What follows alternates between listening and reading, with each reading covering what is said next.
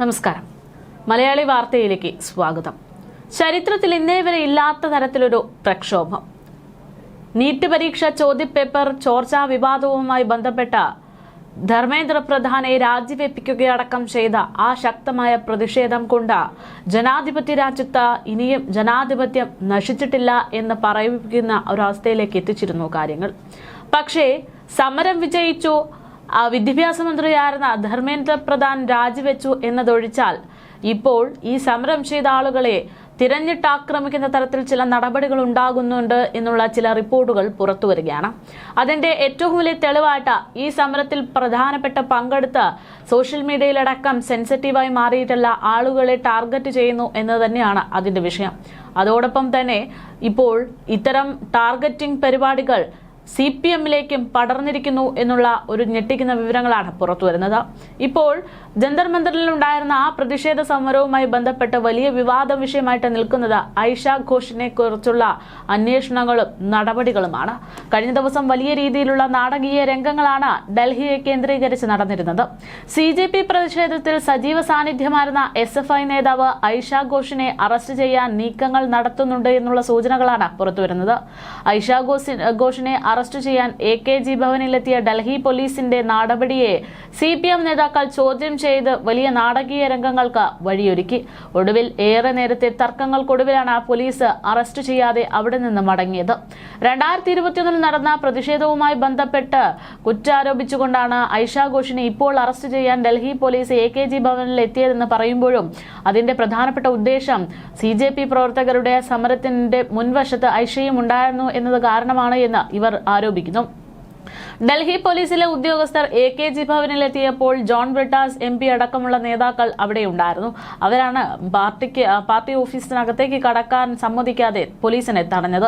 എന്തടിസ്ഥാനത്തിലാണ് party ഓഫീസിലേക്ക് പോലീസുകാർ അതിക്രമിച്ചു കയറുന്നതെന്ന് ജോൺ ബ്രിട്ടാസ് MP ചോദിക്കുകയും ചെയ്തു. കൂടാതെ പോലീസ് ഉദ്യോഗസ്ഥർ മഫ്തിയിൽ എത്തിയതും ജോൺ ബ്രിട്ടാസ് ചോദ്യം ചെയ്തിട്ടുണ്ട്. ഒരാളെ അറസ്റ്റ് ചെയ്യാൻ വരുമ്പോൾ യൂണിഫോം ധരിക്കേണ്ടതല്ലേ എന്നും എവിടെയാണ് താങ്കളുടെ യൂണിഫോം എന്നും ജോൺ ബ്രിട്ടാസ് ചോദിച്ചപ്പോൾ മഴയായതുകൊണ്ടാണ് യൂണിഫോം ധരിക്കാതിരുന്നതെന്നതായിരുന്നു ഉദ്യോഗസ്ഥന്റെ മറുപടി. പോലീസിന്റെയും നെയിം പ്ലേറ്റോ അതുപോലെ തന്നെ യൂണിഫോമോ ഉണ്ടാകാതിരുന്നത് സംശയങ്ങൾക്ക് വഴിവെക്കുന്നു. എന്ത് വില കൊടുത്തും പോലീസ് രാജ് തടയുമെന്നാണ് ജോൺ ബ്രിട്ടാസ് കഴിഞ്ഞ ദിവസങ്ങളിൽ പറഞ്ഞത്. യൂണിഫോം ധരിച്ചു വരാൻ ജോൺ ബ്രിട്ടാസ് നിർദ്ദേശിച്ചതിനെ തുടർന്ന് ഡൽഹി പോലീസ് AKG ഭവനിൽ നിന്ന് മടങ്ങുകയാണ് ഉണ്ടായത്. പോലീസ് വേട്ടയാടലാണ് ഇങ്ങനെ സംഭവിച്ചിരിക്കുന്നതെന്നാണ് CPM general secretary MA baby ഈ വിഷയത്തിൽ മാധ്യമങ്ങളോട് പ്രതികരണം നടത്തിയിരിക്കുന്നത്. പഴയ കേസ് പൊടുതട്ടിയെടുത്താണ് അറസ്റ്റ് ചെയ്യുന്നത് എന്നത് അതിന്റെ ഉദ്ദേശശുദ്ധിയെ ചോദ്യം ചെയ്യുന്നുണ്ട് എന്ന് അദ്ദേഹം ചൂണ്ടിക്കാട്ടി. JNU-വിലെ ഗവേഷക വിദ്യാർത്ഥിയാണ് SFI-യുടെ ഡൽഹി സ്റ്റേറ്റ് സെക്രട്ടറിയായ ഐഷ ഘോഷ്. തെരഞ്ഞെടുപ്പിൽ പശ്ചിമ ബംഗാളിൽ നിന്ന് മത്സരിച്ച വ്യക്തി. JNU-വിലെ സമര നേതാവ് എന്ന നിലയിലാണ് ഐഷ ഘോഷ് ശ്രദ്ധ നേടിയിട്ടുള്ളത്. യുവാക്കളുടെ സമരത്തിലൂടെ ഇല്ലാതായ ഭയത്തിന്റെ സാഹചര്യം തിരിച്ചു കൊണ്ടുവരാനാണ് ഇവർ ഇത്തരത്തിൽ ശ്രമിക്കുന്നതെന്നും CPIM ദേശീയ ജനറൽ സെക്രട്ടറി MA ബേബി ചൂണ്ടിക്കാട്ടി. രാജ്യത്തെ ഭയത്തിലേക്ക് തിരിച്ചു കൊണ്ടുപോകാൻ കഴിയുമോ എന്നാണ് ഇപ്പോൾ അവർ ശ്രമിച്ചുകൊണ്ടിരിക്കുന്നതെന്നാണ് MA ബേബിയുടെ ആരോപണം. 2021 നടത്തിയ പ്രതിഷേധവുമായി ബന്ധപ്പെട്ട് കേസിലാണ് ഐഷ ഘോഷിനെ ഇപ്പോൾ കസ്റ്റഡിയിലെടുക്കാൻ പോലീസ് ശ്രമിക്കുന്നത് എന്നത് അതിനൊരു ഉദാഹരണമാണ്. ഐഷയെ സുരക്ഷിത സ്ഥലത്തേക്ക് മാറ്റിയെന്നാണ് നിലവിൽ പുറത്തുവരുന്ന വിവരങ്ങൾ. നടപടിയിൽ പ്രതിഷേധം ശക്തമാണെന്ന് CPIM അറിയിച്ചു. ഐഷയ്ക്കെതിരായിട്ടുള്ള അറസ്റ്റ് വാറന്റും പാർട്ടി ആസ്ഥാനത്ത് അതിക്രമിച്ചു കയറിയതുമുള്ള പോലീസിന്റെ നടപടിയും സുപ്രീം കോടതിയുടെ ശ്രദ്ധയിൽ കൊണ്ടുവരാനാണ് പാർട്ടി നീക്കം. അതേസമയം ജന്തർ മന്ദറിന് മുൻവശത്ത് കോക്രോച്ച് പാർട്ടിയുമായി ബന്ധപ്പെട്ട് സമരം ചെയ്ത പല ആളുകളെയും ഇത്തരത്തിൽ ടാർഗറ്റ് ചെയ്തു വരുന്നു എന്നുള്ള ചില സൂചനകളും പുറത്തുവരുന്നു. അതിലേറ്റവും വലിയ കണ്ണിയായി മാറുന്നത് അല്ലെങ്കിൽ അതിലേറ്റവും വേട്ടയാടപ്പെടലിന് ഇരയായി മാറിയിരിക്കുന്ന ഒരാളെന്ന് പറയുന്നത് ജുനൈദ് മാലിക് എന്ന് പറയുന്ന വ്യക്തിയാണ്. അതായത് കഴിഞ്ഞ 49 ദിവസം സമരവേദിയിലെ ആളുകൾക്ക് തന്നാലാകുന്ന വിധത്തിൽ ഭക്ഷണം എത്തിച്ച് അവിടെ സമരമുഖത്ത് സജീവമായി നിന്നിരുന്ന ജുനൈദിനെ ഇപ്പോൾ എങ്ങനെയാണ് ഒരു സാധാരണ കുടുംബത്തിൽപ്പെട്ട താങ്കൾക്ക് ഇത്ര വലിയ തുക ഭക്ഷണം വാങ്ങി നൽകാൻ വേണ്ടി ലഭിച്ചത് എന്നുള്ള ചോദ്യം അടക്കം മുന്നോട്ട് നിർത്തിക്കൊണ്ട് അയാളെ മോശക്കാരനാക്കി ചിത്രീകരിക്കാനുള്ള ചില ശ്രമങ്ങൾ നടക്കുന്നുണ്ട്. ആൾക്കൂട്ടത്തിന്റെ നടുവിൽ നിന്ന് ജൂൺ 20 മുതൽ 35 ദിവസത്തോളം ആയിരക്കണക്കിന് വിദ്യാർത്ഥികൾക്ക് ഭക്ഷണം നൽകിയവനാണ് ജുനൈദ്. തേടി വരുന്നവർക്ക് എന്തൊക്കെ സഹായം ചെയ്തു നൽകാൻ പറ്റുമോ അതൊക്കെ തന്നെ ചെയ്തു നൽകാൻ അയാൾ മടിച്ചിരുന്നില്ല. നാടകീയവും ക്രൂരവുമായിട്ടുള്ള ദിനങ്ങൾക്ക് ശേഷം പോലീസ് തന്നെയും കുടുംബത്തെയും ഇപ്പോൾ വേട്ടയാടുന്നു എന്നാണ് ഇപ്പോൾ നിയമബിരുദധാരിയും സാമൂഹിക പ്രവർത്തകനുമായിട്ടുള്ള ജുനൈദ് മാലിക് സുപ്രീം കോടതിയെ അറിയിച്ചിരിക്കുന്നത്. നിയമവിരുദ്ധമായി കസ്റ്റഡിയിലെടുത്ത് പീഡിപ്പിച്ചു എന്ന് ചൂണ്ടിക്കാട്ടി ജുനൈദിന്റെ ഹർജി ഉയരുന്നു. കോടതി ഇന്ന് ഹർജി പരിഗണിക്കാൻ കാത്തിരിക്കുകയാണ് ജുനൈദ്. എന്താണ് ജുനൈദിന് സംഭവിച്ചത് എന്നത് വളരെ സുപ്രധാനപ്പെട്ട ഒരു ചോദ്യമാണ്.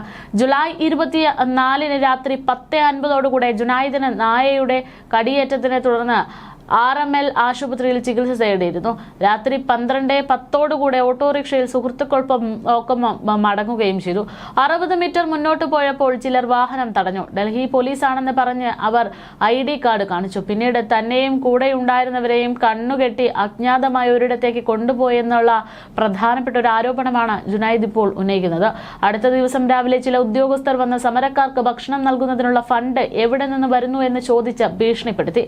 വിവിധ ആളുകൾ തങ്ങളുടെ സ്വന്തം നിലയ്ക്ക് കൊണ്ടുവരുന്നതാണ് ഭക്ഷണവും വെള്ളവും എന്ന് ഞാൻ അവർക്ക് മറുപടി നൽകിയിട്ടും അവർ തൃപ്തരായിരുന്നില്ല. പിന്നീട് തന്നെ ഉത്തരാഖണ്ഡിലെ മസൂറിയിൽ കൊണ്ടുപോയി വിടുകയായിരുന്നു. അവിടെ നിന്നും ക്യാബ് വിളിച്ചാണ് ഡൽഹിയിൽ തിരിച്ചെത്തിയതെന്നും ജുനൈദ് വ്യക്തമാക്കുന്നു. കുടുംബാംഗങ്ങൾക്ക് പോലും ഇത്തരം ഭീഷണികൾക്ക് നേരിടേണ്ടി വന്നു എന്നും ജുനൈദ് വ്യക്തമാക്കുന്നു. ഗാസിയാബാദിലെ നഹൽ ഗ്രാമത്തിലുള്ള തന്റെ വീട്ടിലും പോലീസ് ഇത്തരത്തിൽ എത്തിയിട്ടുണ്ടെന്നും പിതാവ് മുസ്തഫയെ മസൂറി പോലീസ് സ്റ്റേഷനിലേക്ക് കൊണ്ടുപോയി എന്നും ജുനൈദ് മറ്റൊരു ആരോപണം ഉന്നയിക്കുന്നു. കുടുംബാംഗങ്ങളുടെ ബാങ്ക് പാസ്ബുക്ക്, ആധാർ കാർഡ് തുടങ്ങിയവ പോലീസ് പിടിച്ചെടുത്തു എന്നും സഹോദരിയുടെ ഭർത്തൃപിതാവിനെയും ഭാര്യ സഹോദരനെയും മീററ്റിൽ വെച്ച് കസ്റ്റഡിയിലെടുത്തുവെന്നും ജുനൈദ് ആരോപിച്ചു. എന്നാലും ഇതിനൊക്കെയുള്ള പോലീസ് വിശദീകരണവും നിലവിൽ പുറത്തു വന്നിട്ടുണ്ട്. ഗാസിയാബാദ് DCP സുരേന്ദ്രനാഥ് തിവാരി ജുനൈദിന്റെ അറസ്റ്റ് ആരോപണങ്ങൾ തള്ളിക്കൊണ്ടാണ് രംഗത്തെത്തിയിരിക്കുന്നത്. പിതാവ് മുസ്തഫയെ മസൂറി സ്റ്റേഷനിൽ വിളിപ്പിച്ചത് സ്വാഭാവികമായ ഒരു അന്വേഷണത്തിന്റെ ഭാഗമായിട്ടാണ് എന്നും പിന്നീട് അദ്ദേഹത്തെ വിട്ടയക്കുകയാണ് ഉണ്ടായതെന്നും DCP വ്യക്തമാക്കി. പിതാവ് മുസ്തഫയും ഇത് ശരിവെച്ചുകൊണ്ട് ഒരു വീഡിയോ പുറത്തുവിട്ടിട്ടുണ്ട്. മീററ്റ് SAP അവിനാഷ് പാണ്ഡെയും SP വിനായക് ഘോഷും ബോസ്ലെയും ജുനൈദിന്റെ ബന്ധുക്കളെ കസ്റ്റഡിയിലെടുത്തെന്നുള്ള വാദവും പൂർണ്ണമായും നിഷേധിക്കുകയാണ്. എന്തായാലും ഈ വിഷയത്തിൽ ശക്തമായിട്ടുള്ള നടപടികളും സമരങ്ങളും ഉണ്ടാകുമെന്നുള്ള സൂചനയാണ് CJP നൽകുന്നത്. CJP നേതാക്കൾ തന്നെ അവഗണിച്ചെന്നും ഒരു ഫോൺ കോൾ പോലും ചെയ്തില്ല എന്നുമാണ് ഒരു അഭിമുഖത്തിൽ ജുനൈദ് പൊട്ടിക്കരഞ്ഞുകൊണ്ട് പറഞ്ഞത് ചർച്ചയായത്. എന്നാൽ CJP വക്താവ് രത്ന സിംഗ് ഈ വാക്കുകൾ നിഷേധിക്കുകയും ജുനൈദ് സുരക്ഷിതനാണെന്നും അദ്ദേഹത്തിന് ആവശ്യമായ നിയമസഹായം ഞങ്ങൾ ഉറപ്പാക്കുമെന്നും അറിയിച്ചു. ഉത്തർപ്രദേശ് പോലീസിന്റെ നടപടിയെ മനുഷ്യത്വരഹിതമെന്ന് വിശേഷിപ്പിച്ചാണ് CJP ചീഫ് വക്താവ് സൗരത് ദാസും രംഗത്തെത്തിയത്. ജൂലൈ 28 ജുനൈദ് ഒരു വീഡിയോ പുറത്തുവിട്ടത് വളരെ വലിയ രീതിയിൽ വൈറലായിരുന്നു. ഞാനും എന്റെ കുടുംബവും സുരക്ഷിതരാണ്. CJP നേതൃത്വം എനിക്കൊപ്പമുണ്ട്. ഈ പ്രസ്ഥാനത്തെ അപകീർത്തിപ്പെടുത്താനുള്ള ചിലരുടെ ഗൂഢാലോചനയാണ് വ്യാജ വാർത്തകൾക്ക് പിന്നിൽ എന്നായിരുന്നു അന്ന് ആ വീഡിയോയിലൂടെ അവർ പറഞ്ഞിരുന്നത്.